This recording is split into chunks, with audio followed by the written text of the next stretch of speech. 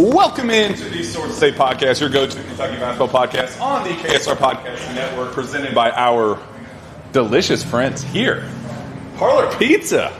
Look at this. This is an amazing spread that just came out. Shout out to our friends at Parlor Pizza here at the Harrodsburg Road location in Lexington. I'm your host, Jack Pilgrim of Kentucky Sports Radio. Very excited to be joined once again by Sean Smith. How the heck are you? I am fantastic. Would be better if last night had a different outcome, but this is the most sources say thing ever, right? Like we have a remote right on top of a 2-game losing streak and a disappointing home loss. Zach, we were very excited. Zach Gagan, KSR's finest.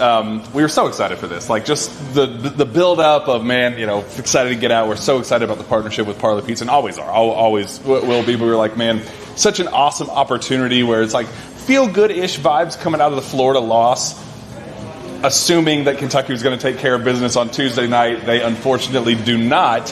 We'll get into the how and why and what it all means. But before then, how the heck are you? Yeah, I'm doing great. I think you planned this perfectly until Kentucky decided to not plan it perfectly for you. So we can blame them for that. But still, we're all happy to be here. The food smells great. It's wafting towards me as we continue to talk here. So let's talk some ball.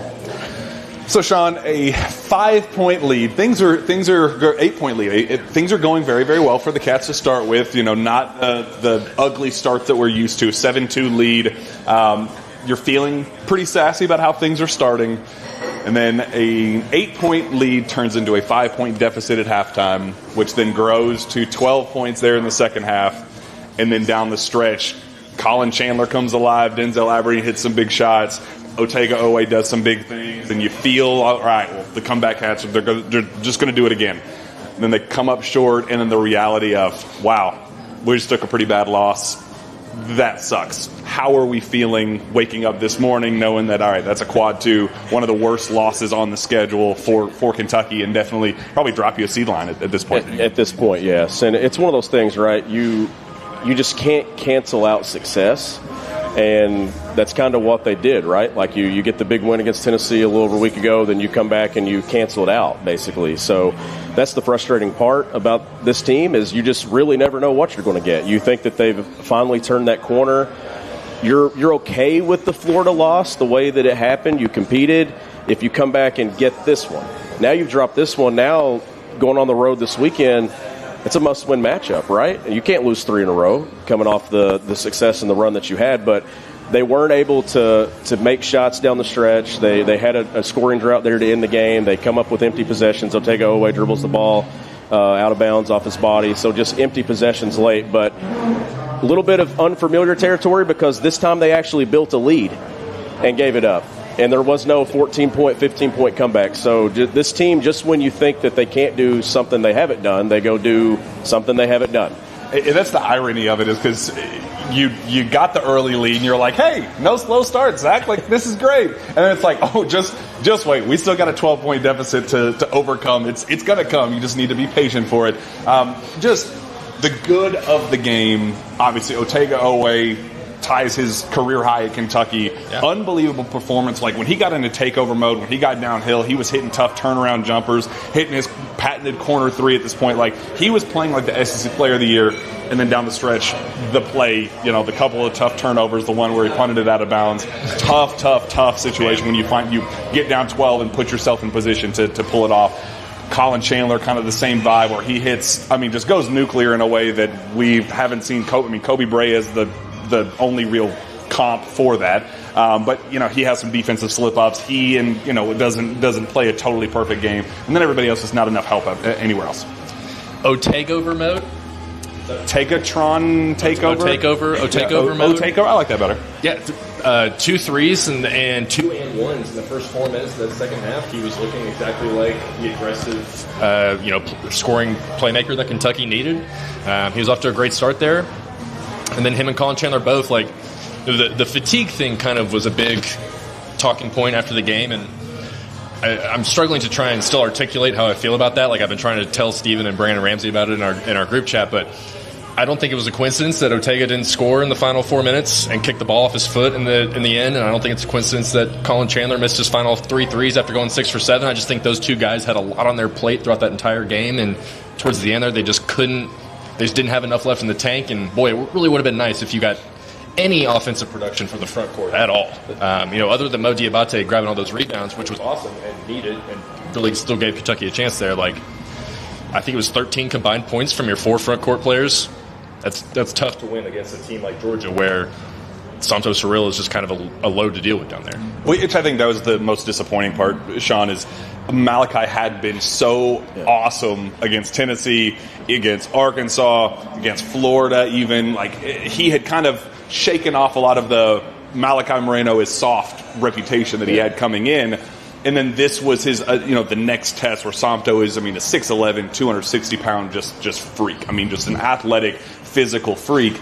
And Samto, to his credit, just wanted it more. He was more physical. He fought on the glass. He had the putback opportunities. And, there was one time he's on the ground and somehow managed to swallow up an offensive rebound. When push came to shove, he was the tougher, more physical player, and he was one of the keys to a very disappointing Kentucky loss, but more so a big-time Georgia win. Yeah, the front court was an empty spot, for Kentucky. And Malachi, like you said, had played so well in some of the big games for Kentucky over the course of the season. But, still a freshman, still going to have those moments where you're not going to play as well. But if you had told me going in that Kentucky at Rupp Arena was going to make 12 threes, right, I would have said, I have a great feeling that Kentucky's going to win that game. But Georgia goes and makes 14. Kentucky actually wins the glass, right? A lot. Yeah. So when you look at numbers and stats like that, you're like, okay, Kentucky probably won this game, but they just didn't have the resistance that was needed on the front court. You mentioned the minutes played. When you look at Collin, Chandler, Otega, Oweh, Denzel Aberdeen, a lot of those getting north of 32, 33, 34 minutes. So is fatigue actually a factor at this point? They've been in some tight games over the course of the last few weeks. So disappointed that Kentucky lost it, even more disappointed that they lost it in that building, because I was hopeful that we had gotten to a point to where we were beyond that, right? Mm-hmm. Like that was the one that I had confidence in Kentucky getting, because you lose at Florida and in your mind you're thinking, okay, you got 2 coming up this week that you can get, and you're still in a really good spot. Now you're searching again going on the road this week, which is, I thought, a territory that Kentucky wouldn't swim in again, but here we are. It brings out the loudest of the. See, I knew they were frauds all along, Zach. Like those people always come out of the woodwork in those types of times, and it stinks because. In terms of how things unfolded, the 3-point defense was just a massive talking point going in, where that was an opportunity to win potentially with them being struggling as much as they do from the perimeter, giving up a ton of threes. They're going to take a bunch, but they don't necessarily make a ton. They play in with pace and tempo. It's a chance to potentially even spread a lead and kind of force them to roll over and die if you can build some momentum and kind of knock them out early, kill their confidence early. Unfortunately, you just can't give up as much space as you did. You can't. The perimeter defense, so much miscommunication and a lack of discipline, and kind of allowing the same thing that we said about Xavier Lee and the Florida perimeter. Same exact thing unfolded, where you just gave them unnecessary confidence and allowed Blue Cane to play totally out of character. Allowed all these guys, just Smurf, your boy Smurf, playing. He was their best shooter, but allowing him to get unbelievably confident. It was a crappy turn of events on the perimeter. Yeah, the 3-point, when I was watching the game back this morning, I was trying to okay, was there any particular way that Georgia was scoring all these threes? And it was everything. It wasn't just one particular defensive breakdown. Kentucky was struggling with on-ball screens. They were struggling to get around screens off ball. They were a foot too far away from a shooter or something like that. Everything that could have gone wrong with the 3-point defense went wrong. Their top 4 3-point shooters are Millender, Kane, Wilkinson, Catchings. I have it right here, Jack. 12 for 13. Those 4 guys were from 3. Those are their top 4 statistical 3-point shooters, and you let them shoot over 50% from 3. So that's tough to overcome from any team, no matter who you're playing. Yeah, 298 overall going into the game nationally. 3-point percentage, and they end up going, 14 of 31, 45.2% from 3. It's just third most threes of the season for them. It's part of it is the game plan. Part of it is the scout, as you know, Sean. You want bad shooters to take a bunch of them, but you can't give them unnecessary confidence and let the rest of the stuff play out the way, they are so good from 2. They are so good in other areas. You can't let them continue to do what they do well in those other areas and let them add a third highest of the season from deep. Well, and I think giving up the lead and then them having a lead at halftime is such a confidence boost for Georgia, right? When you go into the locker room and you've got 20 minutes left to play and you're like, all right, we're right here. We need this win for NCAA tournament purposes. So, like, you're playing a desperate team at this point in the season. Every team that takes the floor, if they're not in that 1, 2, 3 seed category, I mean, you're talking desperation because you're trying to improve your chances. You're trying to prove where you are. And Kentucky just didn't match it last night. But when you look at the stats and things and you're talking about turnovers, sure, there's only a difference of 6, but when you look at points off those turnovers, there's a difference of 13 points. Like that, when you're talking about not being able to execute down the stretch, and you add in that's the differential in turnovers and points off turnovers, even though you made 12 threes and they make 14, even though you win the glass, that kind of cancels that stuff out too. So that's giving away possessions and not putting yourself in position to win, especially in your building. And I think I'm just overall just disappointed that this is the one that they gave up. I was hopeful that Vandy was kind of going to be an outlier at this point in the way they performed, but you just can't come back and lose another one at home. You've now got Missouri that you dropped at home. You've got this one. Those are 2 games here in about 3 weeks, Zach, that we're going to look back on and say, man, just if we could just had those 2. Same thing what we said about Missouri. Yep. Like, same thing we said about North Carolina. Think of our level of confidence going into these final 5 games, Zach. Had you won Missouri, had you won North Carolina, had you won this one, we would be... You're top 15, right? Get in there. Get you some. People in the comment section are saying, so I need to go grab it. I kind of forgot it was up there. So. Oh, I didn't. I've been just thinking in the back of my mind. No turnovers from you. Is it going to be rude of me to not? I feel like you need to eat it on camera and just give a live play-by-play. Just do a loop. Is it amazing? Oh my god, bro! What is that? What kind is that one? Do we know? What do we have here? It's like chicken. Chicken. It's got some tomatoes. Let's just there. Let's just do bacon. this real. Let's do it real quick. Pause. I didn't realize that you have a microphone, so all this time I thought you were just holding a fake microphone, but it's in there. Oh yeah. John, we gonna be okay? Kentucky gonna be okay? Man, you're putting me on the spot while you all enjoy the pizza. Yeah, exactly. Only the easiest question.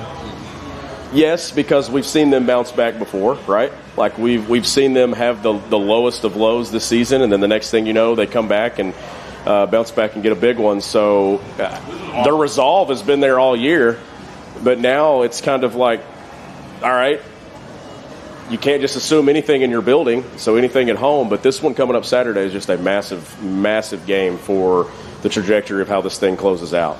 I got approved.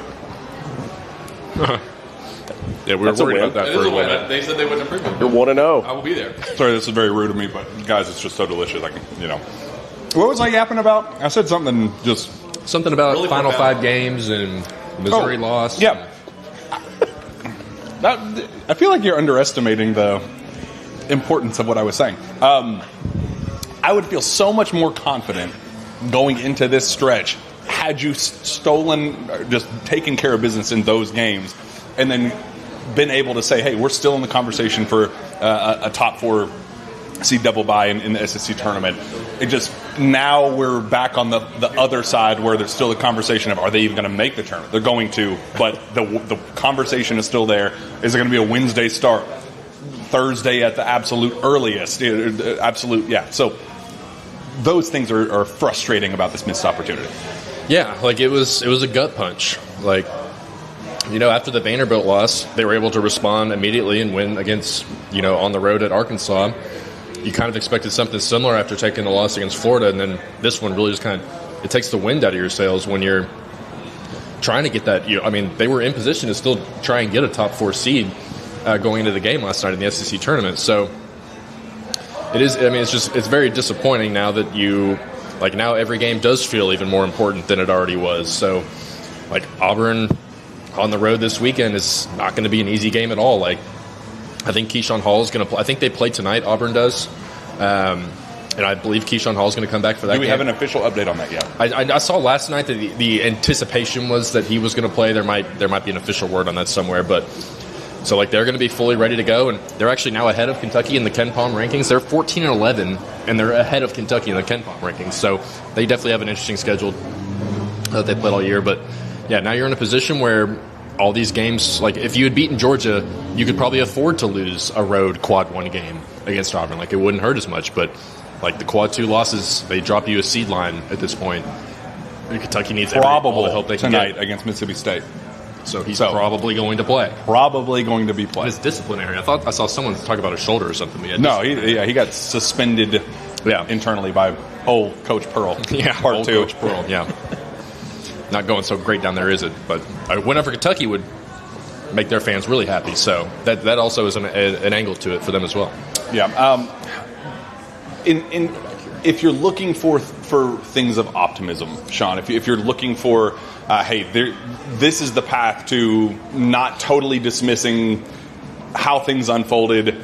The loss was what it was, but, we've been in this spot before. We have bounced back before.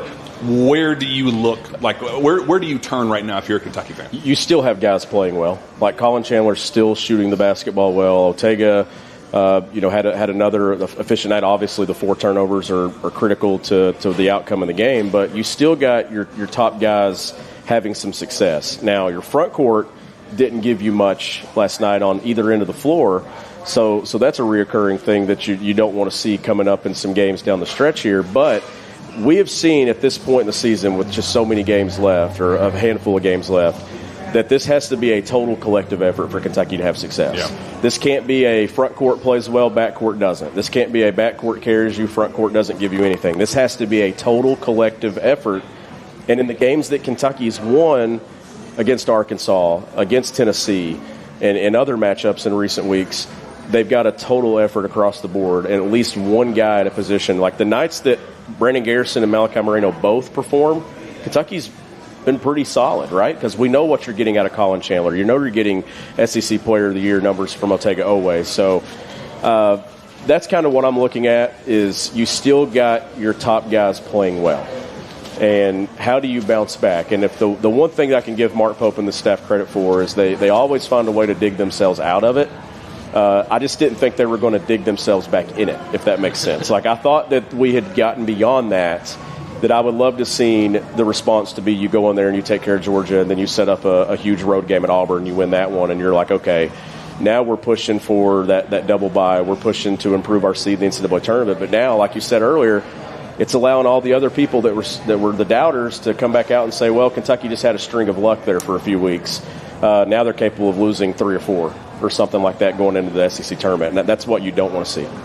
Individually, at least, speaking of doubters, I feel like 2 of the most polarizing players on the roster right now, Zach, are Jasper Johnson and Andrea Jelovich, because we have seen both of them at their peak be awesome players. Like, they do things that nobody else on the roster can do. But we've also seen them really, really struggle and make some just total, like, game-changing mistakes. Andrea Jelovich, his worst game as a Kentucky Wildcat. I mean, I don't think anybody watching the show, I think all of them understand how big of an Andrea Jelovich fan was. Not his best effort. Jasper Johnson, same exact kind of deal, where he starts out so strong and then just has a couple of massive slip-ups, especially guarding the perimeter, and giving up some unbelievably game-swinging threes that you kind of go, well, man, I can't play you. I love you, but I can't put you on the floor right now. How do you, in 2 of those kind of measuring stick guys that can totally swing a game for better or worse, how do you assess what you do with them moving forward? Well, Jasper, I think it's literally just a game-by-game thing. Like, you just never really know where you're going to get. Are you going to get a guy that can score 8 to 10 points in 2 minutes? Or are you going to get the guy, like we saw last night, that goes 2 for 8 from the field and 1 for 5 from 3? So with Jasper, I just feel like it's a hot and cold thing. Like, you just never really know what you're going to get. And you kind of just have to ride that wave and hope that everything kind of aligns at the right time and lightning strikes, at the appropriate time for him. With Jelovich, like, he's a good rebounder. I think that consistently is with him, but I don't think he keeps his head up at all very much. Like, he's just very that much, one coast to coast was like, buddy, let me just put the ball on the floor, and I'll put my head, like, I'm going to put my head, I'm going to stare straight at my sneakers whenever I'm driving, or like have potential passing options down the court. So with him, I almost feel like he's getting almost a little bit progressively worse as the season goes along, and I don't know what that is. He definitely is. And there was points last night where it felt like he was playing good on-ball defense. Like there was a couple of instances against guards where he got switched on, where he was staying in front of him. And then there's other times where he doesn't feel like he's know what he's doing out there, and maybe that's just him still trying to get acclimated to what's going on. But we're 25 games into the season now, and you would have really liked to have him kind of hit his stride, and there's still opportunity for that to happen because he is 21. He's got all this pro experience, so maybe it is just a quick switch for him. But I almost feel more confident knowing what I'm going to get for Jasper each night because I know that it's either going to be really good or really bad. But with Yelovich, I'm almost just getting more frustrated because I don't think he's getting to the point that we all need him to. Which is on par with the season overall, right? When you're talking about Jasper. But with Yelovich, when you get to the end of the season, you look at the box scores, I don't know how many guys you could find across the country in college basketball that went from DNPs to starting. Just overnight. And it's stuck. But, I mean, they've had success with it. So I just think it's the theme of the year is you just don't know what you're going to get. You know what you're getting from Otega. You know what you're getting from Collin, Chandler, even Denzel Aberdeen at this point. I know it wasn't the best night from three, but, overall, you know what you're getting. And I think that's at least something to lean on, which gives me some confidence that they are going to bounce back again. And we're probably going to be sitting here a week from now saying, man, Kentucky's turned that corner again. It's just when do the speed bumps stop happening? Like this wasn't even a speed bump. This was a pothole. Like you fell in this one. So you can't have that happen the rest of the way. Like you're going to lose some games just given the competition. I mean, Florida coming in here to close out the regular season is a massive opportunity, but you don't have a ton of confidence in that one. But you just can't have nights like last night happen. Like that's the stuff you got to get beyond. Well, at what point does that just not happen? With only 5 games left in the regular season? Like, I'm still in the corner that this team could surprise us all and go to Nashville and go on a run.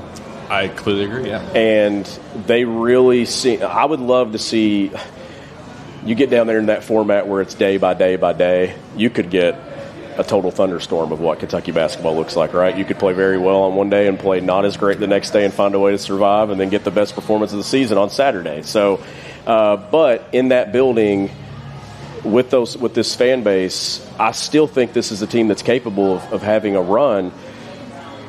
You just can't have last night happen. And then in Rupp Arena, they've had some bad home losses the last 2 years, but it's starting to stack up where I just don't know what to expect when I go into a game. And I don't like that. I guess it's the coaching side of me where I don't know what I'm getting when I'm going into a game.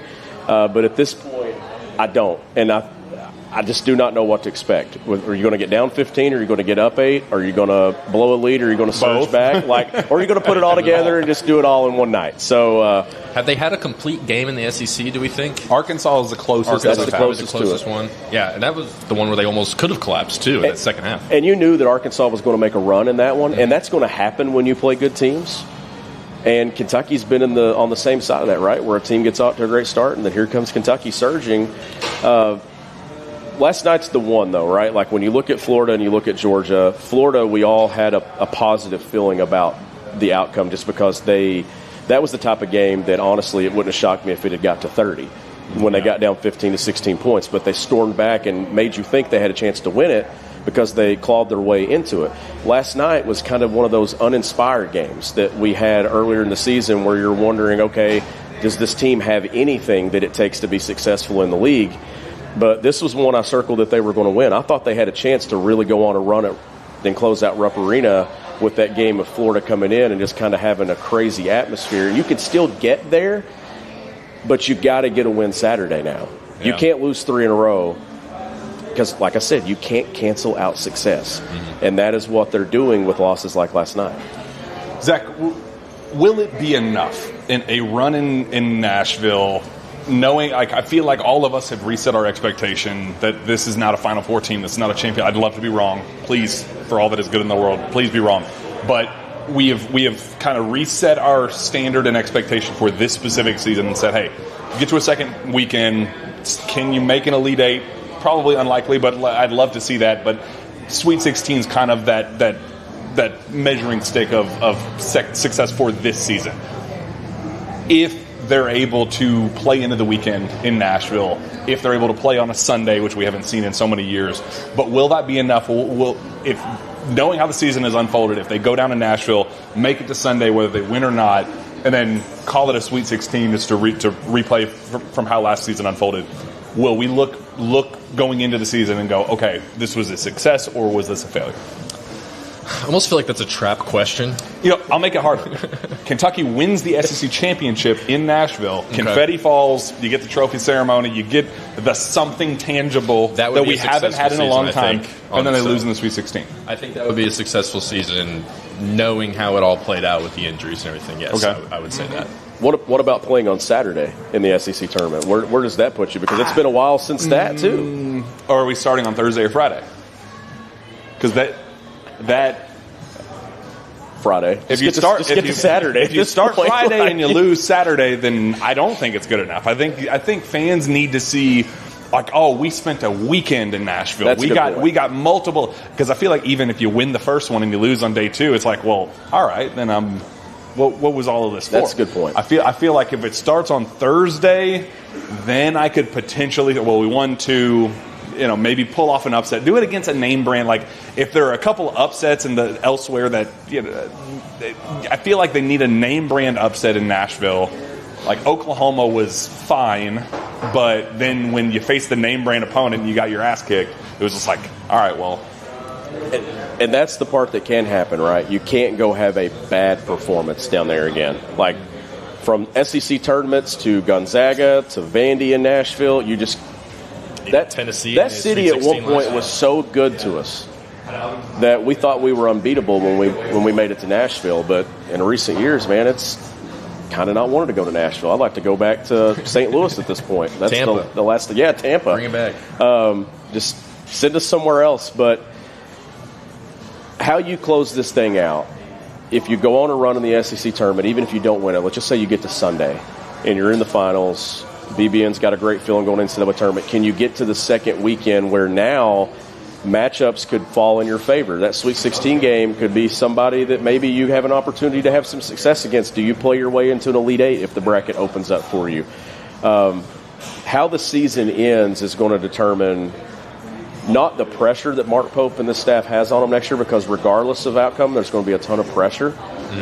But it can certainly help you win the offseason and build some momentum going into the transfer portal. And we know how important April and May is going to be for this program. Yeah, there's a lot of truth to that. So this pizza, I'm going to get your live takeaway. This is the Doctor. The Doctor, that's what it's called. Absolutely delicious on my part, but I need you to give a it was amazing reaction to it. We got onions, jalapeno, tomato, chicken, just the seasoned crust. I think it was a very good combination. Mm-hmm. So I'm almost like, those wings are literally like shining in my face right now because of how saucy they are over there. So whenever we change out with Steven, I'm probably going to have multiple of those because I'm very interested in what's going on over there. But the pizza was great. Let's do it. Let's do the swap, and then we'll regroup and bring you back, and we'll see how you like the wings. Sure. All right, Steve. Tagging in. Pulling you in. Tagging in. And grab a piece of pizza on your way.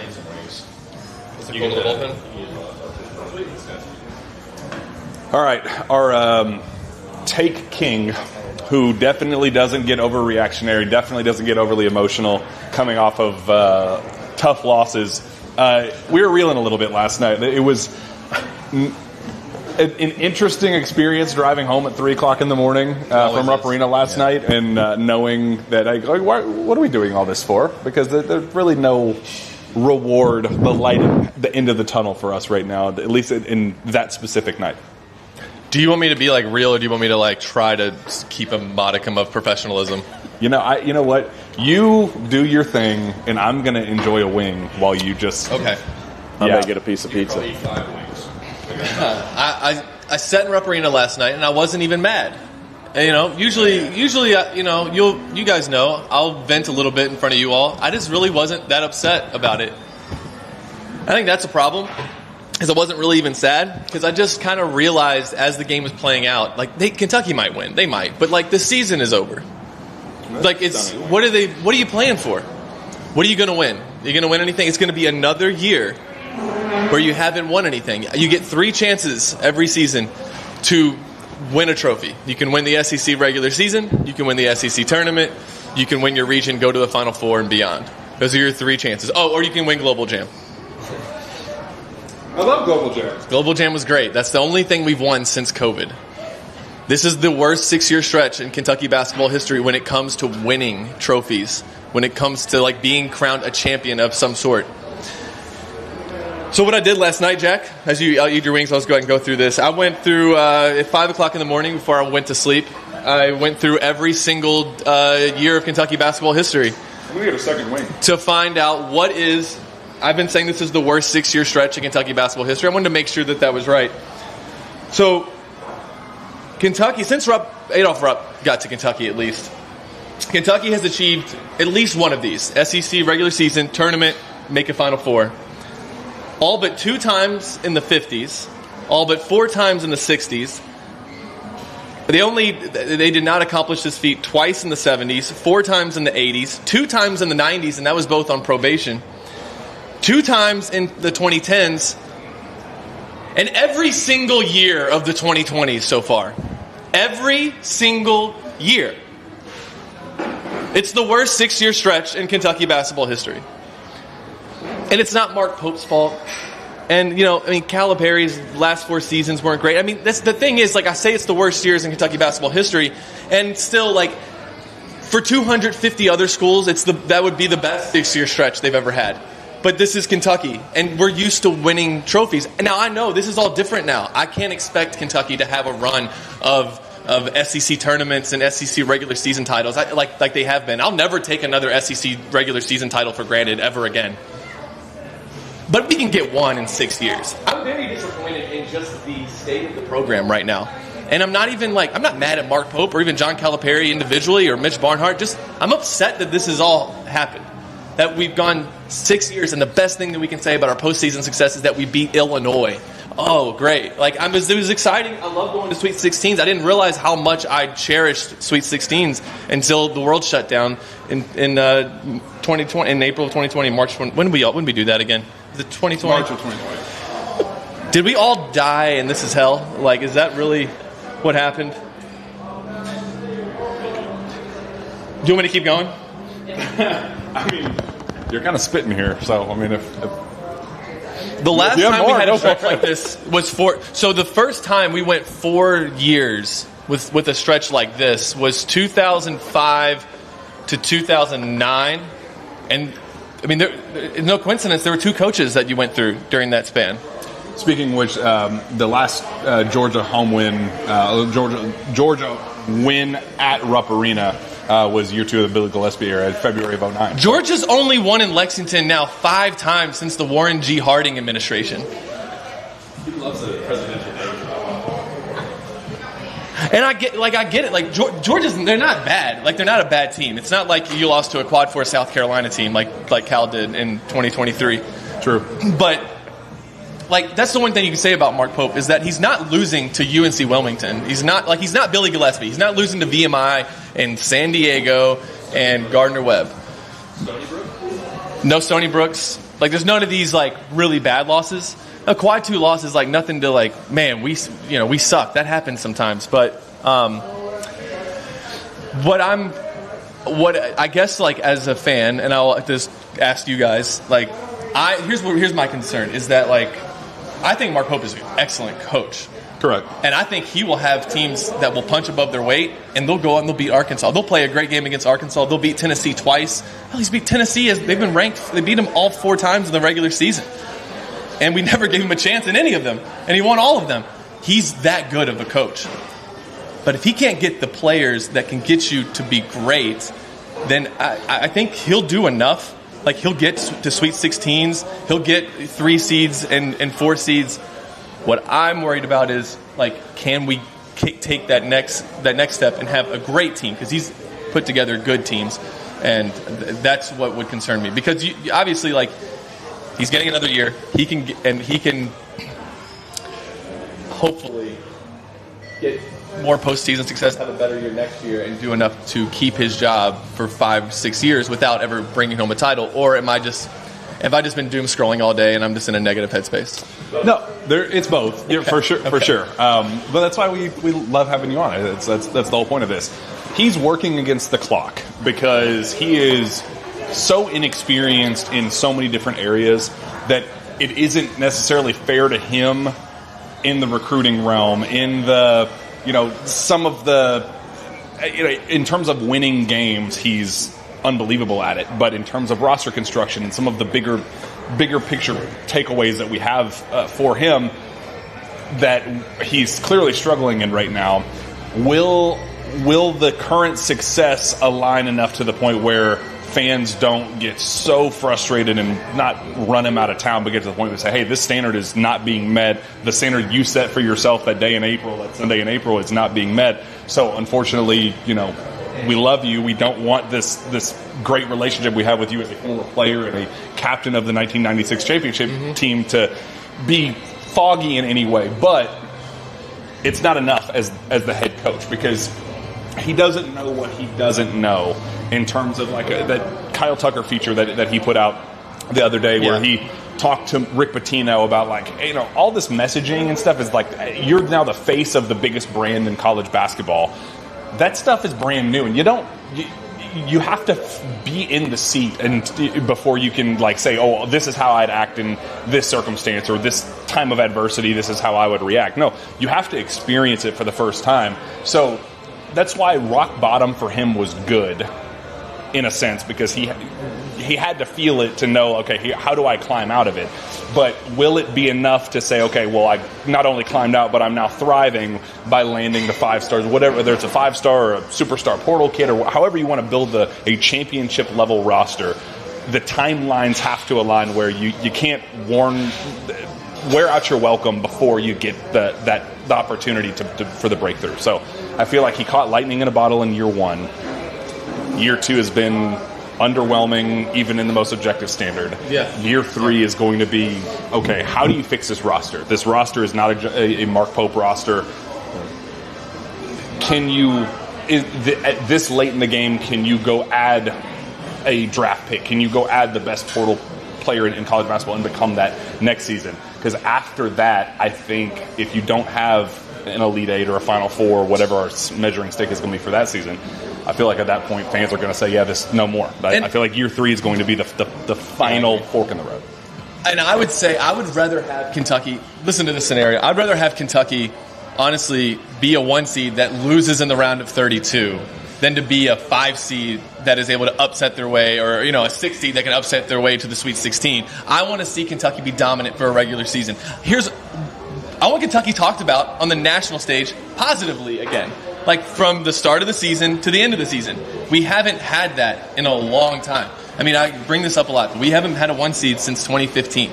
That is by far the longest stretch in Kentucky basketball history. So thank you, Calipari, for leaving us with that and allowing, that's what I said this the night he was Mark Pope retired. This is an impatient fan base that he's inheriting. Because we've gone a little bit without success. And it's not just Final Fours, and it's not just national championships. I actually think you kind of got to get lucky to win a national title. But you can go to Final Fours at Kentucky. You can go, it's all the other schools that are blue bloods, UNC, Duke, and Kansas, are figuring it out in this new era. Duke went to a new coach. They've already been to 2 Final Fours since COVID, and they're going to be favorites to do it again. Kansas is ranked. North Carolina is ranked. Kentucky is not. And those are 2 teams also that have played in a national championship, and Kansas won one. So, we're the one that's kind of lagging behind. And this is the winningest program. This is the one with the biggest arena out of all of them, the most passionate fan base. As you said, the biggest brand in college basketball. And I like Mark Pope. I think he can get there, but what I'm worried about is he's learning on the job. And how much time do you give somebody to learn on the job and allow them to figure it out? Well, I mean, you can lose games here. You can lose to teams like Florida. Florida looks like a Final Four contender. I mean, they're a defending national champion. You just can't lose games like last night. Yeah. And that was also a theme at BYU. You would go and you'd win some big games, but he would also lose some games similar to that at BYU. So now I know a roster at BYU should look different than a roster at Kentucky. We all know that. But this has to be something that Mark Pope has to shake off too. And next year is a pivotal year for it. How this one closes is going to determine how much pressure and weight's on the shoulders of this program going into an offseason. Like, how they close matters. It doesn't have to end in a Final Four. It doesn't have to end in a national championship, but how they close matters a ton to what year 3 is going to look like. And Stephen, I think that's been the biggest from like basketball industry people that like love Mark Pope behind the scenes and say like, hey, you're a great dude. It means something for an alum to be taking over this program and raise it back to that standard. They are rooting for him. But also I think there's kind of a like, why are you not accepting help when so many people want to help you? Like when people are saying like, hey buddy, you need a GM, you need people to help you with, you know, the PR side of things, the marketing side of things, the, you know, roster management, the negotiations, the like how we set up contracts and all of the things that he's never had experience with. This is all brand new territory for him, but the sense that outsiders have felt when communicating with Mark, about Mark, and just kind of in general, they say, you know, he kind of feels like he wants the weight of the world on his shoulders. He doesn't necessarily want a GM to come in and be like, all right, well, here's how we're going to do things here. And they're going like, well, this job, if you want to succeed, you need to accept the help and take as many voices that you can be the loudest voice, but make sure that when people are reaching out and saying like, hey, I can help clear the gap for you with this agent that you've never had experience with, or this AAU program that you've never worked with a 5-star, you've never worked with a top 10 recruit, that you got to manage personalities and camps and all of the other things. He's never experienced that, so why would you expect to walk in on day one and be an expert at it? So that is the gap that I think he has to clear this offseason, no matter how this season ends. And he needs to be in the process of whether he doesn't likes the GM title or whatever, a director of player personnel, whatever. I don't care. He needs to accept the help now and say, hey, we're already kind of behind the 8 ball right now going into the spring. The portal season is right there, a month away, and we got to nail this. Like, this has to be an A+ offseason if there is a chance for it long term to work out. Yeah, I would love to look and see like a player that they've signed, like a recruit that they would have brought in. You know, that I think that would have done a lot for the fan base as you stomach these losses. And you know, Brandon Ramsey pointed this out. Zach, did you already bring up what Brandon said about the playing Georgia this year is like playing some of the best teams in the SEC? Okay, I thought that was a good point. That he said like playing Georgia this year would be like playing some of the best SEC teams back in 2016, 2018. That we lost to 182nd Auburn, who's 182nd right now. It's Northern Kentucky. That's hilarious. So like Calipari really did benefit from the SEC not being very competitive. I think in 2016 we never played a ranked team in conference. That's wild. Pretty wild, especially what you have to deal with now, and where teams like Georgia can come into your place and beat you if they make 14 threes. But at the same time, you know, when other teams when so many teams are shooting above their average against you, is it bad luck?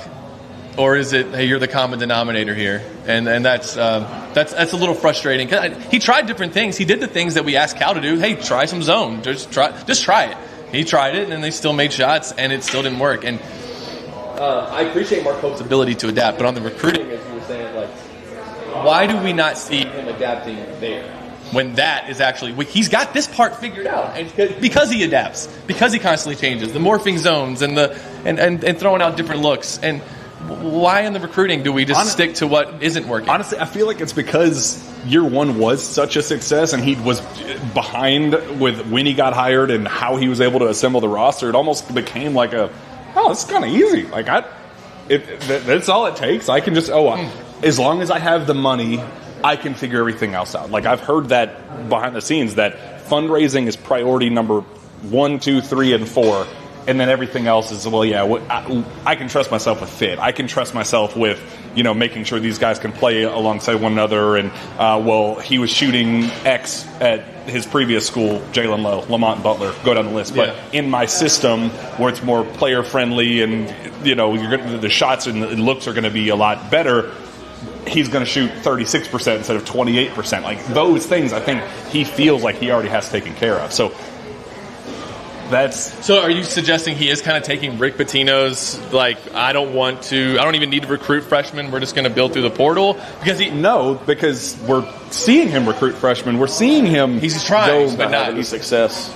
Which that's a tough position to be in, and you can't have it both ways. You can't say, oh, well, we don't need these kids, but you're still offering all of them. You're still spending thousands and thousands and thousands of dollars and resources and miles and private jet gas to fly to all these events and come up totally empty-handed. And I have no doubts that Mark Pope can coach basketball. 100%. Just given what we have seen the low points of this season be, like last night wasn't the lowest of the lows. No. Like it has gotten much deeper and lower than what we saw last night. Digging them out of that hole and getting them back to the top 25, being able to beat Tennessee a couple of times, going on the road winning at Arkansas, it's all proof that he can do this.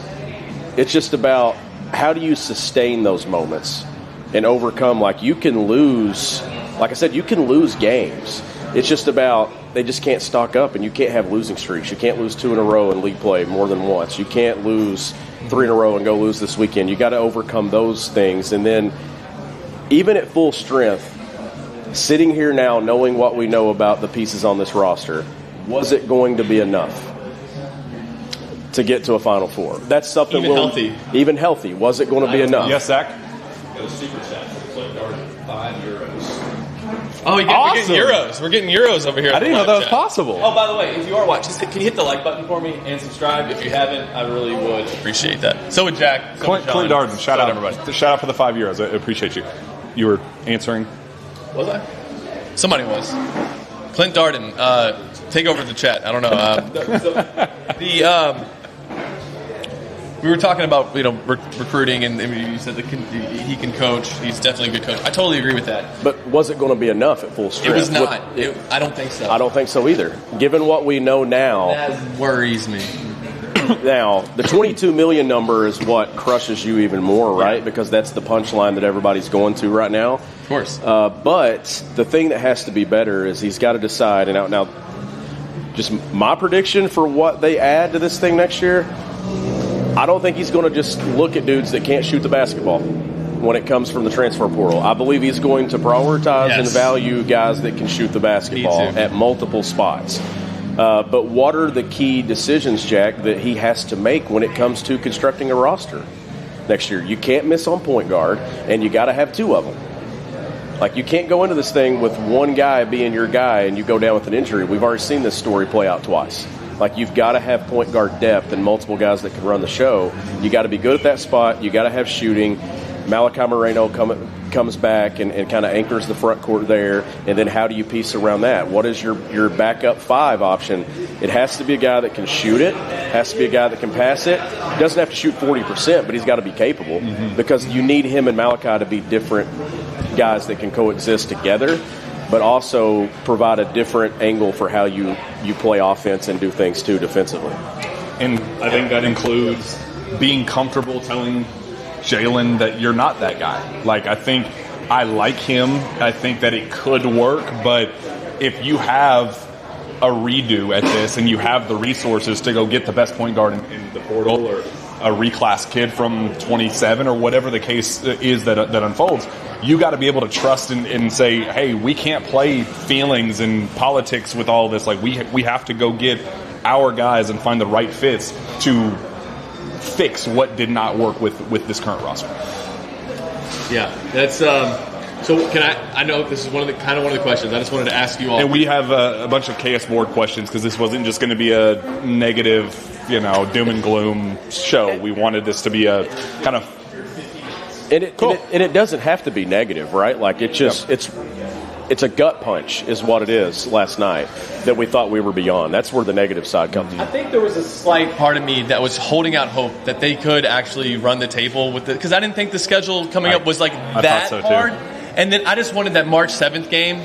I wanted Florida to slip up one time and give me March 7th, for the SEC regular season title, and now we can't do it. That was my thought. But then now, last night just confirms to me that I can't go into any of these games expecting a victory. Yeah. No. That now I kind of go in thinking anything can happen at this point, which makes it intriguing to watch, but also gives you a great anxiety when you're talking about what's coming up.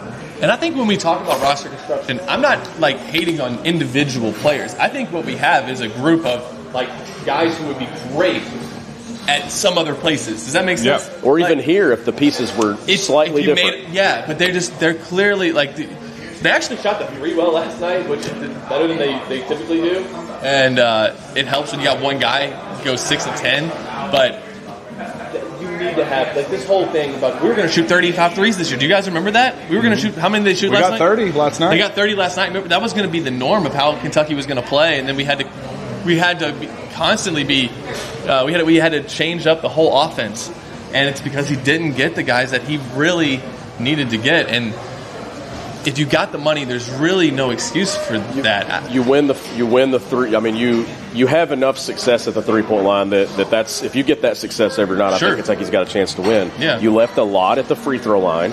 You turned it over, and you didn't win the paint. Like those are key areas there that you're coming up short in too. So even though you had the advantage of having a good night at the three, you still lost it because you gave up 14 makes. So like they lost some important categories. Sean, were they trying to? Was that the strategy? You think like if they look at the numbers, and Jack answered this too because I know you know this just as well. Like they look at the numbers and they don't really want to go out and attack the 3-point line too hard.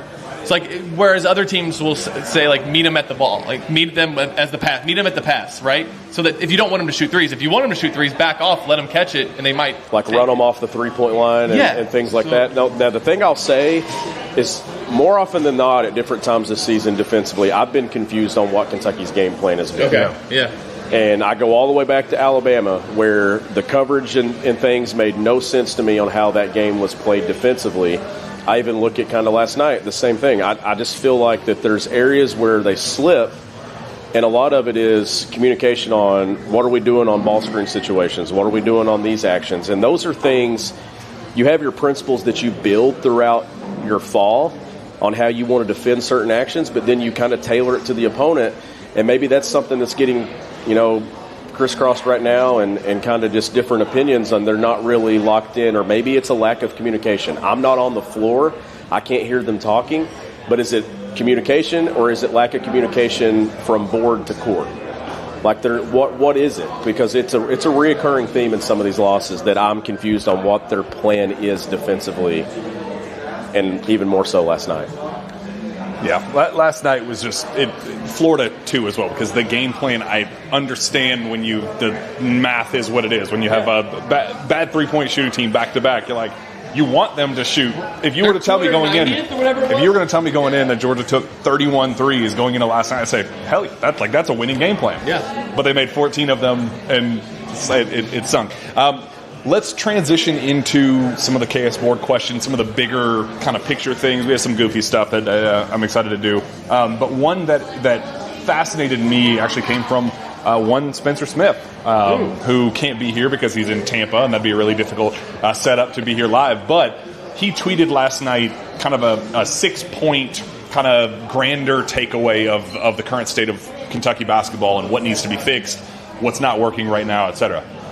And I want to get both of your all's takes on this. 1, Pope needs to be forced to hire a GM. 2, it's time for Mitch to move on and for UK to have an innovative leader for a change. 3, Rupp needs to be overhauled to prioritize atmosphere with students down low. Malachi, Collin, and Cam should be prioritized to return. Every other spot should be subject to the portal. Whoa. 5, we need to get 2 or 3 dudes in the portal. We have to prioritize talent. And 6, next season needs to be a make-or-break type year for Pope. I personally love all of these. I think there's a lot of truth to be had, and some of them are kind of like, whoa, as you said, yikes. But I think there's a lot of truth to be said about just where the game is going and what the future looks like. Kentucky being kind of left behind in some areas. So I don't know if you guys want to like split 3 of the takes versus the 3, Sure. but Yeah, we can go down each one if you want. I feel the GM position is such a vital thing that is needed just to alleviate some pressure. When you're the head coach at Kentucky, you have enough pressure already, right? And to me, as the head coach at Kentucky, it would be, I want to identify and confirm my talent that I'm pursuing. I want to have the final say-so in what direction we go, but I also want to focus on the on-court success of what this program is supposed to do. Yeah. If I'm having to have my hand in this over here where things can get emotional, Right. and my head is now on this, and now I got to shift my mind to not only am I thinking about the future, I've got to think about the current state of what we're doing too. Yeah. I need a head coach, and I'm not saying Pope doesn't do this, but I would need my head coach to be more focused on the current aspect of what we're looking at, because that is what we're talking about right now, is what is Kentucky doing on the court. And I need other individuals that are handling, okay, where are we going with this? What's the money look like here? What is our priority? What is our pot and pool that we're kind of messing with here? Do the fundraising and everything. All these things you want to take some and kind of delegate while also still having your hand on it, but not having to do it all at one point. Like Mark Pope needs to be focusing on 40 minutes. Yep. This 40 minutes right here to win this basketball game, and now when that 40 minutes is done, what's my update on where we are with this and this? Now I'm focused on the next 40. Because you're not minimizing his talents as a basketball mind to say, well, actually, I think this guy would fit better with this. Like, you're still... I feel like there's just this misconception with him even that by hiring a GM that you are getting all of the responsibility and control taken away. It's like, no, you're taking things away and off your plate that will allow you to be better at focusing entirely on coaching for the 40 minutes, as you said, but also, like, one of his greatest strengths is networking and relationship building and being, politician, a guy who can go to an event and shake hands and kiss babies and sign autographs, and like that is the best thing that he does. And with that comes raising money. Like he can be a bang up fundraiser, and those can be his only job responsibilities. And then he has his GM. Again, if you have Will Stein hiring, Pat Biondo, and then Pete Nocta, and a GM and an assistant GM who does all of that for you, handles media, handles agents and players that are the people that need to, parents that are pissed off at 11 o'clock at night saying, well, I've been talking to my wife at the dinner table for the last 4 hours, and I don't know why this kid, my kid is not getting the minutes that he deserves. That should not be a Mark Pope responsibility at 11 o'clock at night. That needs to be a GM's responsibility or an assistant GM's responsibility. Yeah. And he puts that on his shoulders right now and takes away from everything else that he does extremely well. So he needs to focus on just those two things and hire somebody. Again, I don't care what the title is, hire somebody to take care of all of the other stuff that comes with being the head coach of Kentucky. What do you all think about the second point that he made, which was it's time for Mitch to move on and you can't have an innovative... I feel like that's a great thing for you to talk about. Yeah, that's all you. Look, he's the longest tenured athletic director right now. Is that true? Correct. Okay. He's done a lot of good things.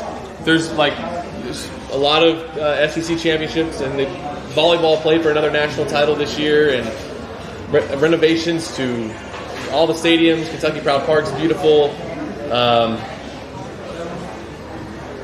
Just let's think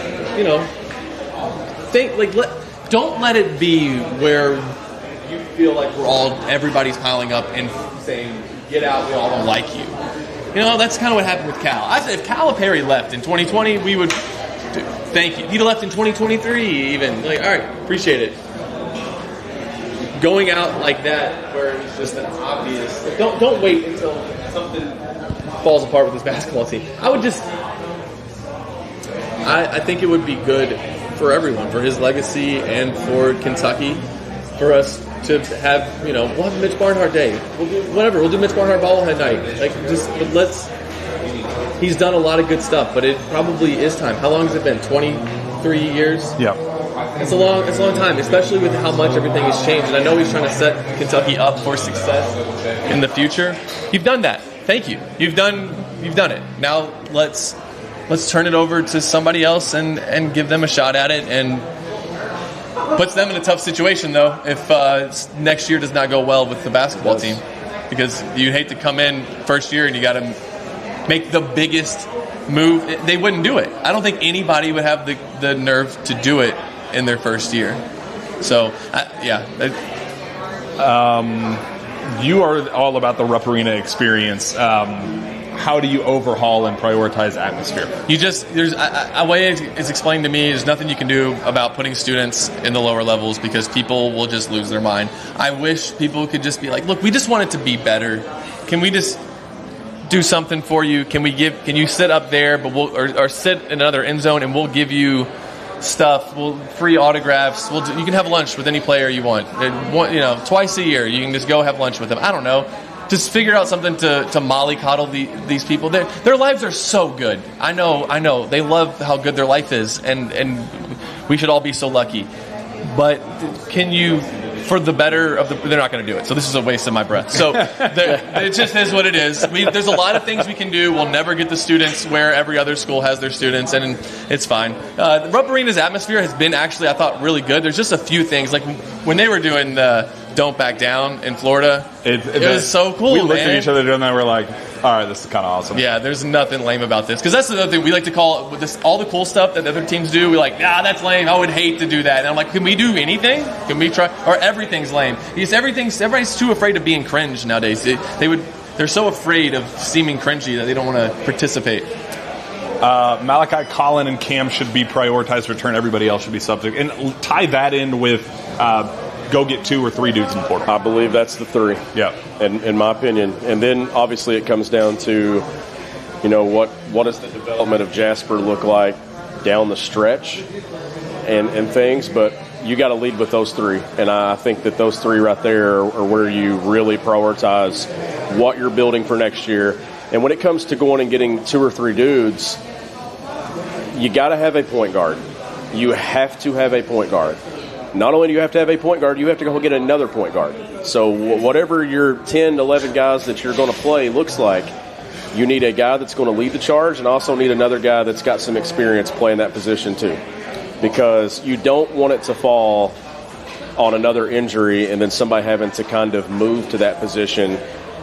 You got to be confident in what you got at that spot. And then the rest of it for me, I don't know if it's as much about dudes. I think you got to have it, but I think maybe just dudes that fit what he wants to do in a system. Yeah. You can't sacrifice shooting to go get just athleticism or physicality. You've got to find a way to kind of blend it all together because you've got to be able to play with space. And if you can create a roster that allows you to play both physical and with space, that's probably the recipe to have success here for what he's wanting to do. But sacrificed a lot this year. Now, Collin Chandler obviously is on a tear. If you didn't have those numbers, oh boy. Yeah. I don't know what Kentucky would look like. Though, right? You only bring 3 guys back, and you have to go to the portal and get, a full roster. Well, you didn't get any freshmen. It doesn't get kind of pricey, right? Yeah, but at the same time, though, you got to be very responsible in how you spend your money and where it goes. And when you put the big time dollars on someone, it's got to pay out for you. That's why, again, it's become like a polarizing take to say we should go land Tyron Stokes. But, he's the most talented guy who you're in the ballpark enough with that you could do what it takes to close the gap on that. If you put your mind to it and said, all right, let's go close on this kid. Let's go bring him in, invest in whatever that's going to cost, knowing that's pretty darn expensive. I trust them in the money ball aspect to go get the next Anzi Almore, to go find the next Amari Williams who came from Drexel and wasn't a $4 million kid. He wasn't cheap, but I trust their eye to go find talent. Fits, but talent is talent, and that's just going to cost money. And whether it's Tyron or Bruce Branch or a 27 kid that reclass, whatever the case is, you gotta, or even just, the Yaxels of the world or whatever, whoever is the superstar of this portal class, you can't replace top-side talent, NBA talent with depth the long way. We got to go upward too, and I feel like we really missed the mark upward talent. So, I totally agree with that one. Next season, make or break type year for Pope. I think we talked about that. I think. What does that look like? Like, what I was getting at earlier is I think that I don't know if that will Pope do anything that's like, okay, obviously fireable, because I just think he's too good of a coach to ever let it get so bad that it's an obvious like, oh, we got to let him go. So we know what a make season is for him. Like he wins SEC tournament, SEC regular season, he gets a good seed and makes at least the Elite Eight. That's like an obvious like, yeah, you bring him back. But I don't know that we'll even get close to the obvious. You have to let him go. Does that make sense? I feel like we need to know how this season ends. That's a good point. Before we can even, because like what happens if, like we said, they go to win SEC championship and go to Sweet 16? Then you go, all right, well, yeah, then we're now talking. That, I call this a great season. I think if you do any of those three things, I go a great finish to the season. Yeah. I guess I should say, but that's a season that like you gave us a trophy. Like we're called champions of something, and it wasn't Global Jam or the Las Vegas Invitational that Billy G won us in 2009. But it's an actual championship. That would actually give him a buffer year, honestly, because then you couldn't fire him really 2 years removed from that. It would certainly help, but we also all know that the standard's never going to change for this program, and ultimately it's going to come down to what you do in the second tournament, right? Yeah. Like at some point. So right now, I believe the immediate solution would be you have some type of tangible victory to kind of celebrate, right?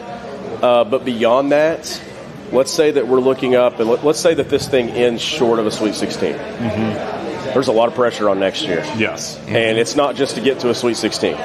Yeah, right. Like, not sneak in the tournament and try to win 2 games. Yep. If we're talking about 3 years and it goes Sweet 16, second round, Sweet 16, we're sitting here still having the same conversation a year from now.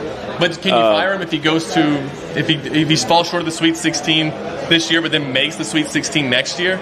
I guess the thing that would, because he'll also get an extension for making the Sweet 16. I guess the thing that would come into play too would be when you're talking about next athletic director at the University of Kentucky and things like that. Like it's coming at some point. We all know that.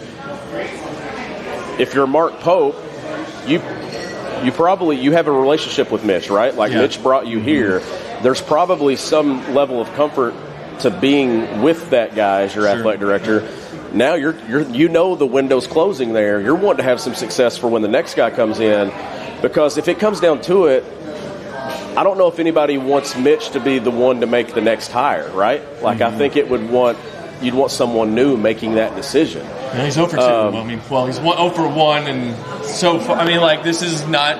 If this ended today, this would be considered 0 for 2. Yeah. Like if Mark Pope walked away, not fired, but this is not. Again, I'll say like last year was good. This year, with you spend that much money, the results and the team that you put together doesn't match it. Yeah, so last year was a kind of a throw-in year, right? I thought he did great. I thought that was a punch above your weight every single win. Mm-hmm. The difference has been last year he mixed in wins at the perfect time. You beat the win against Duke early last year really set you up here to overcome a lot of negativity that could have happened.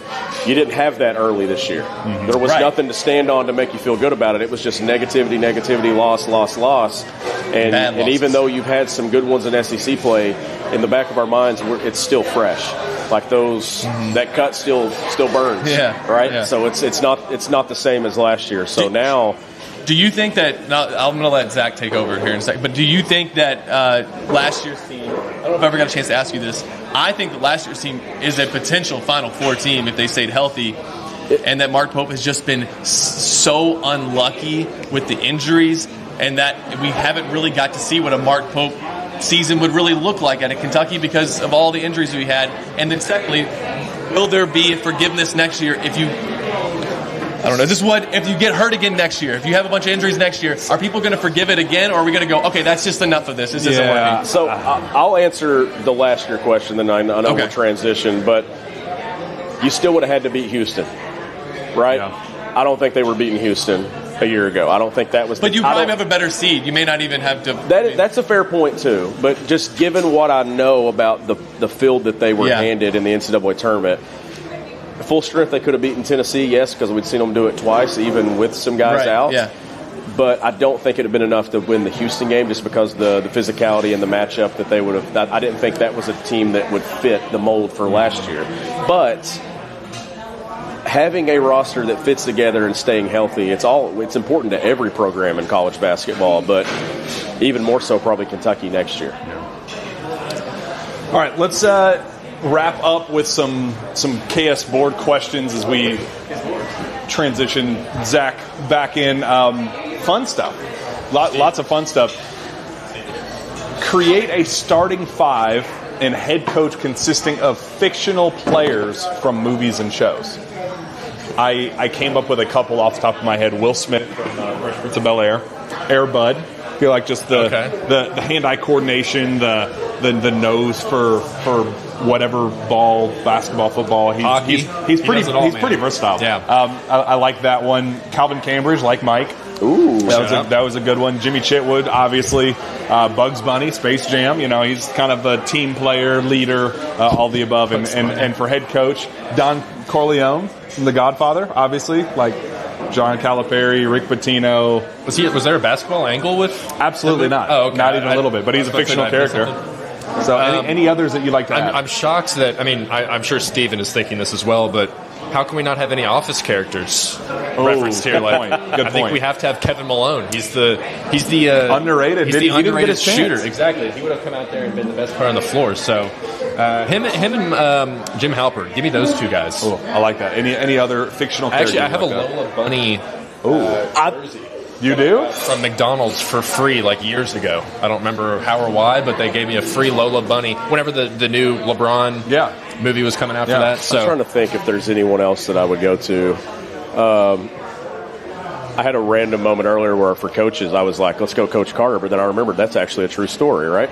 But no, so we can't choose like the Texas Western but you can do Samuel L. Jackson's version there we go. And it's going to be Samuel L. Jackson being the coach. Can we do Michael Jordan's version of Space Jam? Sure. That was my other thought. Sure. And I was like, wait, that's really him. Why not? It's really him, but it's or not. the Monstars. That that's works. probably your pick. Yeah, that works. Yeah.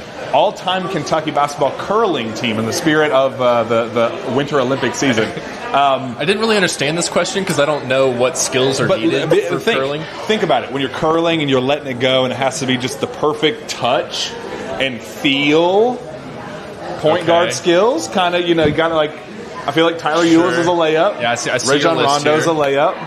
Amari Williams is kind of, he I feel like he'll add added friction to the ice, so it's not like he's just going to be zooming down he's going to add some 7 foot, 262 pounds of muscle mass, but also be able to, finagle the granite a little bit. Well, I'm a curling expert now, having watched about 6 minutes of it at the Olympics this year. So I feel like you need a big body to really knock the other ones out of the way, like a big, like kind of slow moving, because they're just going to kind of inch their way there and then just bam, knock them out. Daniel Orton. Oh, throw him down the court there and let him go. So, but he doesn't have any touch whatsoever. So he's the record. He would be the enforcer that you just launch it down and just explode all the other circle thing, whatever they're stones. Just explode them all at the end of the lane or whatever is the lane. I don't know. Bowling, basketball. I'm going to say Deron Lamb. Oh, just because I'm thinking accuracy, consistency in shooting. Fair, and maybe this is corny. No one in Kentucky history ever came off a curl better than Jeff Shepard. Yes. So all right. I'm going really Jeff Shepard. So I like Steven. Yes, that one. That was my immediate thought when I was thinking of curling. I like that one. Well, who would be the worst? Oh God, Landon Sloan. Landon Sloan. All right. Matt Heisenbuttle would be terrible. Sure. I'm not going to agree to that. Matt's a good friend of mine in coaching, so that's Steven's refraining from that one. Yeah. Rank all of the KSR staff members who would win in a one-on-one tournament. You go first. One-on-one curling? No, basketball. Yeah, I'd love to hear Steven and Jack go. Steven and I talked about this on the drive up here. Go ahead. Steven is better in 5-on-5 formats. I'm better in 1-on-1 formats because I have the Jack can score down low. I would need to hit a bunch of threes. I can outmuscle I think most of you guys. Yeah, but so when you and I have played 1-on-1, who's won? When have we actually been able to play a real like check ball, wearing the proper attire? I think I would. Well, so who else? That's for another question, Okay. So who all counts? Like, are we counting the radio? let's just do website and all of it. Nick played high school. He did, and he was actually pretty good. 6'5", 6'6". He was a sneaky pick. So that would be tough, but I'm gonna be honest. I think I'd wipe the floor with all y'all. I don't think it'd be close. So, Sean, you're included in this. I can still shoot, but my body doesn't hold up very well. But I'm going to go Jack. Steven's definitely the best shooter. I'm going to go Jack. Of the group. Not even close. Jack's had big time moments in big time arenas. I've watched Jack play in Rupp Arena twice against. Irrelevant. Gentlemen much older than him. You don't have to finish. No. I was going to give you some compliments other than your free throw shooting. You're typically very efficient out there. At least you're a board man. We'll put it that way. I am very efficient in areas not at the free throw line. Yes. Yeah. Anyway, next question. Best basketball player in general, best golfer, and most likely to win a fist fight against Mick Cronin. Well, we could all beat up Mick Cronin. That would be pretty easy. Like, all you got to do is just smack him down a couple just times. Just loser behavior, by the way, from Mick Cronin. Like, just small, that whole exchange. You can tell when somebody's about to get fired, and just kind of the give a damn goes away. He's probably the one person in the world that I'm like openly going to like go after their appearance because I do not like him. You are this. Yes, talk about that. Like that's like I hate that man. I really do not like Mick Cronin at all. Best basketball player though ever is easily Mario. He played college basketball. Played and was actually very good. He played college basketball. I agree. Steven underrated just because he is the best specialist as a three-point shooter. So that carries some weight. And I think best golfer, I think that's easy. I think that's Drew. Yeah, do any of them really play golf other than... We talked about it. Is Luckett a golfer? I feel like Luckett's got some stuff to him as a golfer. I don't know. We'll give it to Drew. Sean golf? Sean, you golf? Long time ago. You wouldn't want me teeing it up golfer? right now.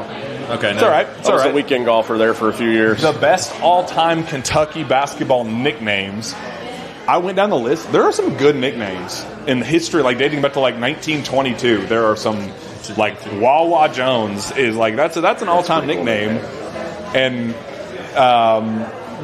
the group that I picked, you have to know their name or that it's kind of a first name basis with them, and I think that separated them. So for this current team, I think Mountain Mamba that speaks for itself. It's a good one. Big Z. I loved just the legend of Big Z when he came here was the billboard and all the craziness with the eligibility and all that. The Georgia game. How long ago that seems? Georgia. Damn it. Soft spot. Jort. That's a great one. Boogie. Boogie when that's his like social media handle and that's what he gets called in the NBA. Clearly that one clicked. Smooth.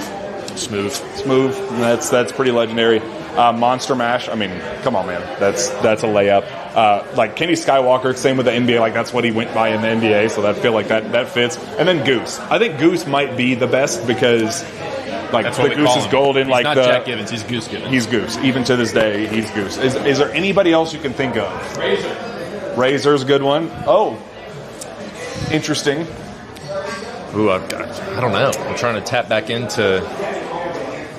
I'm thinking too. I don't know. I really don't. One of my all-time favorite names is, I don't know if he was actually a player, if he was a coach. This is a long, long time ago, like 100 years ago. Basil Hayden. Yeah, that works. It's a great name. They made a bourbon after him. Yeah. Or I assume they named the bourbon after him.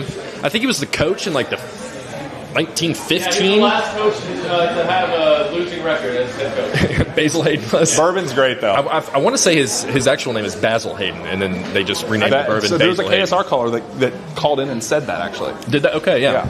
I didn't even hear that. So this is just off the dome for me right here. Yeah. Did Anthony Davis have the brow before? That works. Yeah, I didn't know if that was something that really stuck after or was here. It's been so long, but I'm trying to think, that would have to be in there. Nickname or anything, did he? No. Patrick Sparks. No. Azubuike. Well, no, Azubuike was Tarzan, technically, right? Yeah. It was more of a... Looks like Tarzan plays like Jay. Yeah, not necessarily a complimentary nickname for him, but... There has to be some other ones.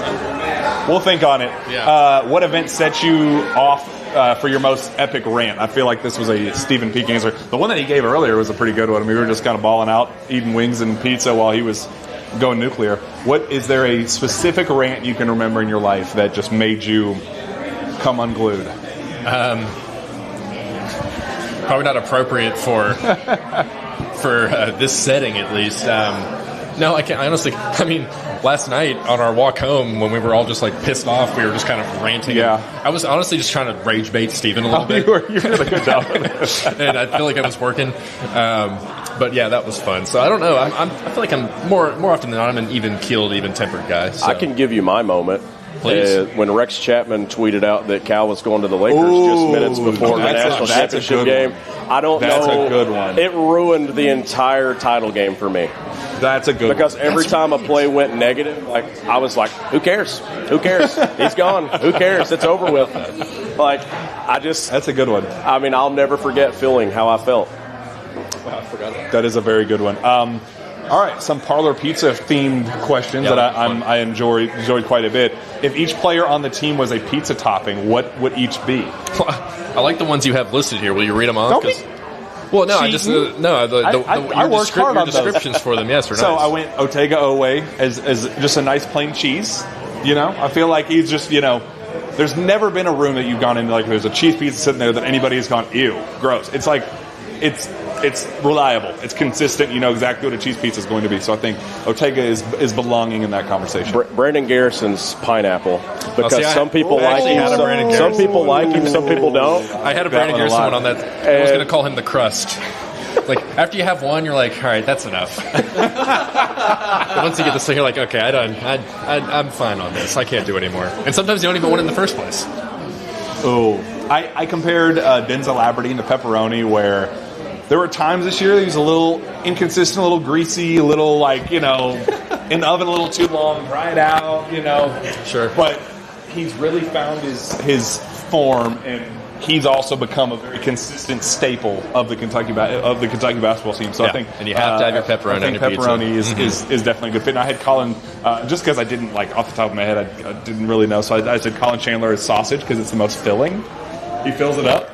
Sure. Yeah. I don't know. Or he could be like a hot pepper because he gets hot from deep. A nice pepper. That works probably a little bit better. Yeah. Any other ridiculous ones you can think of? I'm thinking here. What are some strange pizza toppings? What's the strangest thing you've ever had? Who would be the anchovy? I don't know if we have an anchovy on this team, thankfully. Not to that degree, at least, because I don't want an anchovy anywhere near my pizza. I mean, no. Never mind. What are you going to say? No. I'm mean enough to him anyway. All right. Which Wildcat could consume the most Parlor Pizza? I have an answer. It needs to be Braden Hawthorne. He needs to eat as much as he possibly can to bulk up, get ready for next season. So he needs to be the. Well, doesn't Malachi eat like a pound of pasta before every game? That's the other one. I was going to say he's Malachi. The most literal of the group. Yeah. I was going to say Malachi. Yeah, but Braden Hawthorne needs it. So does Jasper too. Those guys both need to eat as much as possible. All right. Everyone on the show has to do their best Mark Pope impression after UK goes up on a 10-0 run. On a 10-0 run? Or gives up a 10-0 run. Gives up a 10-0 run. Gosh, I don't... Like his actual face, or... He likes to... He squints and he looks up and he... Well, actually, I can give you my favorite Mark Pope impression lately is... Collin! Stomping and yelling and telling people to get over. He's big on that. He's been doing that a lot the last 5-10 games. Or big on the stomping. He's good on the kind of hands on the hips. Yeah, big hands on the hips guy. He's got the jacket on. Coat open. Hands on thighs. Yeah, he's got the jacket. He's whipping over. Yeah. It's good. I like that. That was fun. All right. This one ties into our friends at BetMGM. Shout out to our friends at BetMGM. Nick Roush wanted to know... needs some college basketball future bets. Hit me with a few Final Four or national championship ones. So there's an obvious clear top group with it. Michigan, the current betting favorite at plus 375. Arizona plus 450. Duke at plus 650. Houston at plus 750. I feel like that's an obvious group. I'm going to make you go the next tier down. Give me a sneaky one where there's actual real value. Your options, I feel like there's, you can name anybody, but Ole Miss is current plus 100,000. If you have 100,000 plus 100,000. Goodness gracious! If you have any hopes that Travis Perry is going to be the saving grace of the Rebels, but. Of that next tier, I think there's some value to be had. Iowa State at plus 1,200. That was going to be Florida my pick. plus 1,300. Illinois plus 1,300. UConn plus 1,500. Purdue plus 1,900. And Kansas in the fighting, maybe Darren Peterson's at plus 2,000. Well, of that group, the team I've watched the most, I've actually seen a handful of Iowa State games this year because for some reason I'm just a big Milan fan. And Joshua Jefferson, I believe is his name. Yep. Just like an awesome player, like a 6'9", like passing or whatever he is, like versatile guy. So I've been a big like Iowa State supporter for whatever reason. I kind of like their coach too. So that'd be my pick. I'll go championship pedigree. You got UConn, just given the success that Hurley's had there, the way that they're just beautiful offense, and then Florida, the way Florida's playing, the run that they've been on, defending national champion, the surge that they've made. I believe those two teams would probably be where I would fall. Speaking of that, we've got to give a nice shout out to our friends at BetMGM. If you haven't signed up with BetMGM yet, use bonus code ON3 and you will get up to a $1,500 first bet bonus offer on your first wager with BetMGM. Here's how it works. Download the BetMGM app, sign up using bonus code ON3, deposit at least $10 and place your first wager on any game. You will receive up to $1,500 in bonus bets. If your bet loses, just make sure you use bonus code ON3 when you sign up. Make sure this college basketball season 1 for the history books. Make it legendary with BetMGM. We'll start wrapping this thing up. Who lands the next 5-star recruit first? Mark Pope or Will Stein? I hated this question. It needs to be Mark Pope.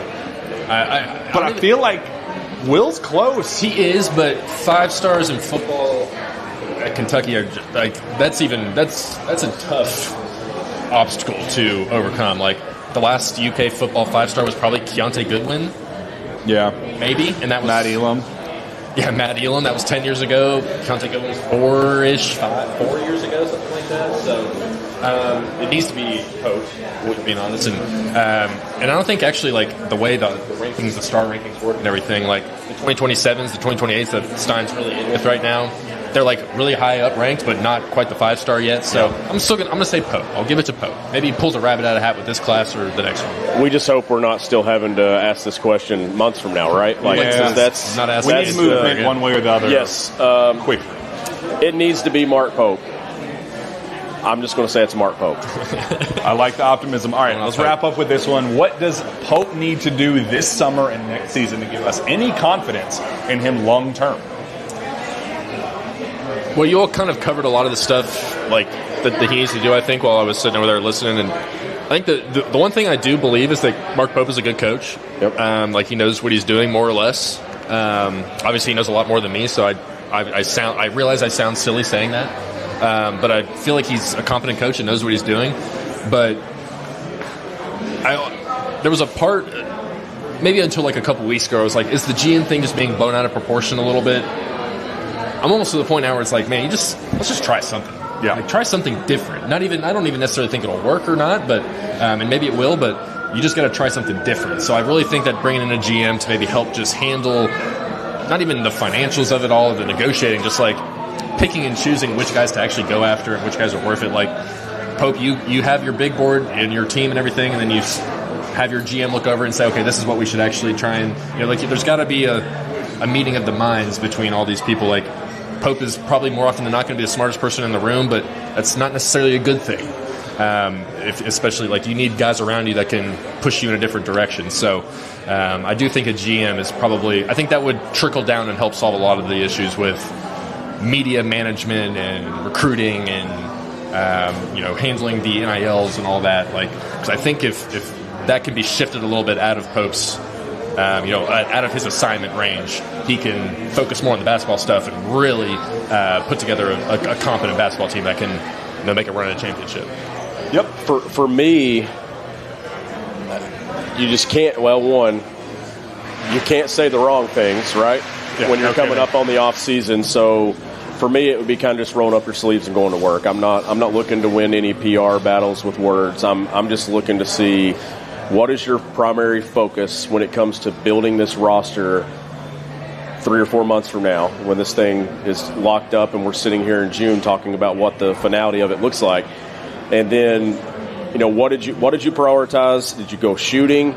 Did you win some recruiting battles at key positions against schools? Did you land a point guard? What are the tough decisions that you've had to make with these guys that are on this roster now? Because you're going to have to tell some guys you got to walk. Like, you have to make those decisions. You can't go into this thinking you owe somebody something, because you don't. The only thing that you owe is this program being at the spot where it should be, and whatever it takes to get it to that point. And roster construction is where it starts. So for me, that's my focal thing, is what does this roster look like 12 weeks from now? Well, and maybe a question for both of you, not to go off on this tangent of it, but do you have, something that I might fear is this, he felt like he swung too hard in the opposite direction with his roster building this last offseason in terms of going for athleticism and big guys and toughness and rebounding.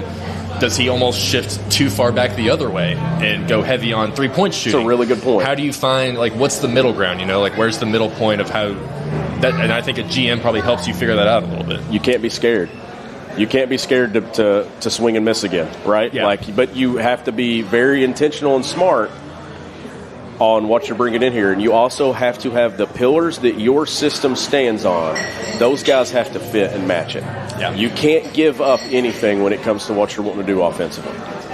They need a starter. And that's the dynamic with a Tyron Stokes, where when you know all the culture and personality and all of the extra stuff that has gone on with this season, but also knowing the very clear talent upgrade that this roster needs, what do you do? What if the door reopens to Tyron and he goes, all right, I'm willing to do it for $6 million. Goodness gracious, I hope you'd say no.